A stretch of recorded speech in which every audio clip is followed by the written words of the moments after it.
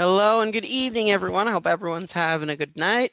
And we're going to continue talking about compounds. So, in class, we were talking how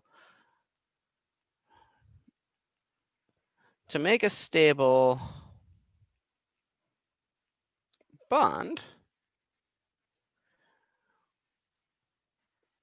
we see how ions will tend to complete the octet rule.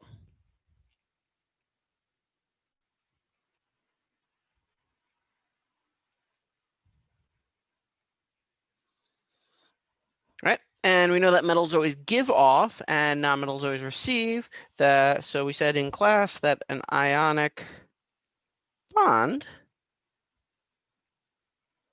forms, that's From's, forms from the transfer of electrons.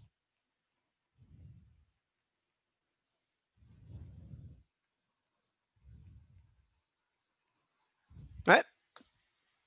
And let's draw out some Lewis dot structures to remind ourselves. We have Mg, 1, 2, and then we have sulfur, 1, 2, 3, 4, 5, 6. And we know that Mg is going to transfer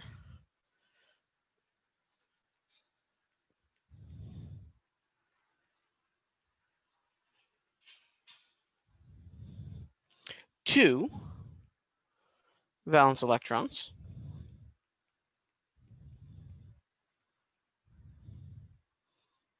to S. So we're going to get Mg plus 2 and S with 1, 2, 3, 4, 5, 6, 7, 8 minus 2, right? And we know that there's a force of attraction, which is the bond.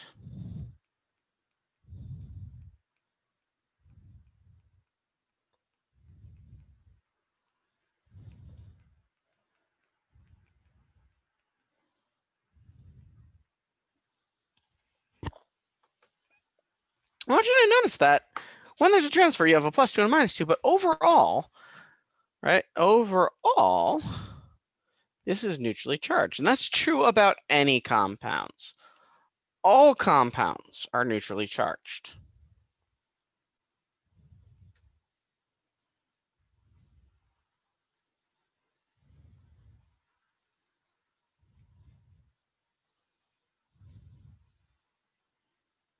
And because all compounds are neutrally charged, we can actually just use some math to determine the formula for any two ions.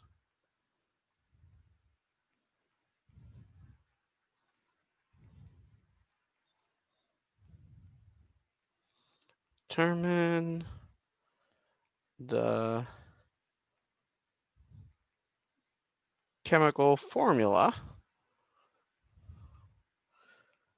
of any two ions. So I'm going to draw, these are not the Lewis dot structures. These are just ions that I'm just drawing out. It's more like isotopic notation. For example, if we have Al plus 3 and N minus 3,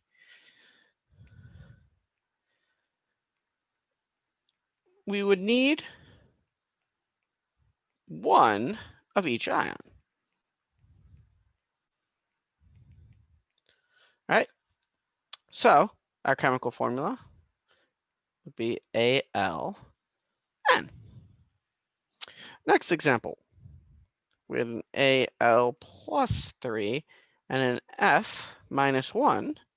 We know that we would need one, I'll spell it out. We need one Al and 3 Fs, right? So we get Al F3. That's pretty easy. And then let's look at one more. What if we had Al plus 3 and O minus 2? Now, this is a little bit trickier. It's not impossible. It's just a little bit trickier. And so we actually have a special method that actually lets you answer any of these questions. And this method is called the crisscross method.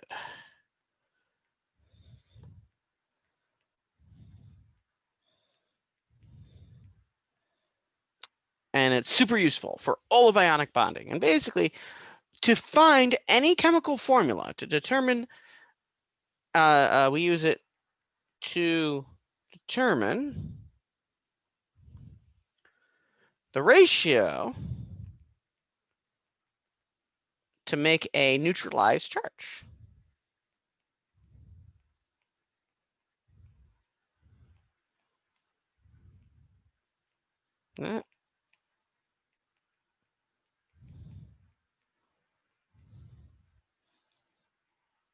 It only has 2 steps.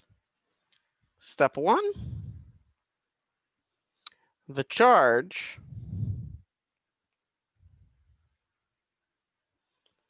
of an ion is the amount needed of the other ion, right? And step 2, reduce the ratio.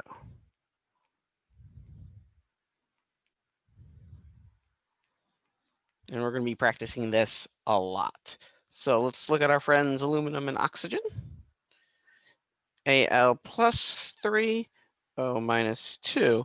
And basically how the crisscross method works is that it says that we need 3O minus 2 ions, and we need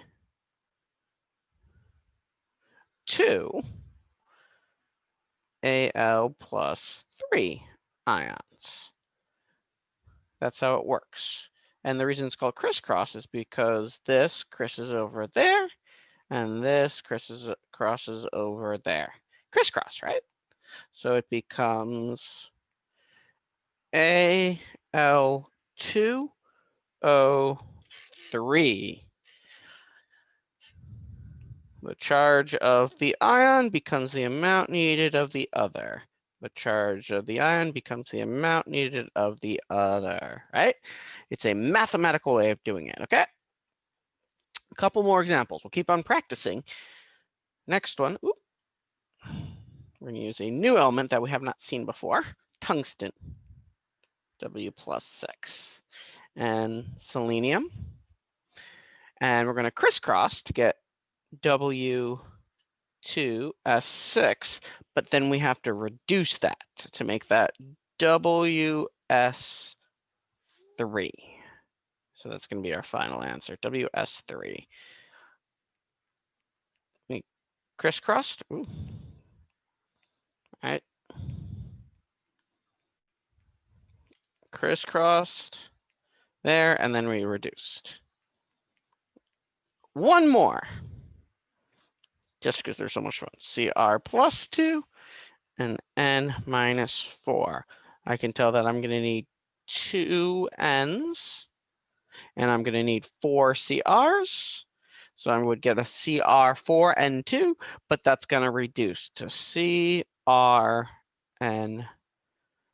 CR2N, right? And that is the crisscross method. Thank you so much for watching. Have a wonderful night, everyone. Bye.